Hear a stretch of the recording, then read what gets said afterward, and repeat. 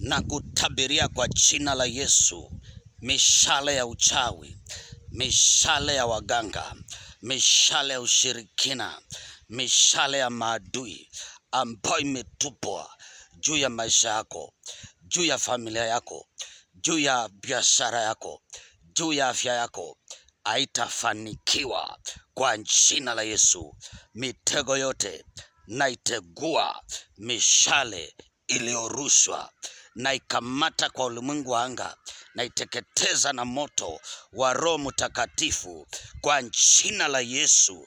Na nakutabiria, umefunikwa na damu ya msalaba, umefunikwa na damu ya Kalvari, na uko huru kutoka sasa.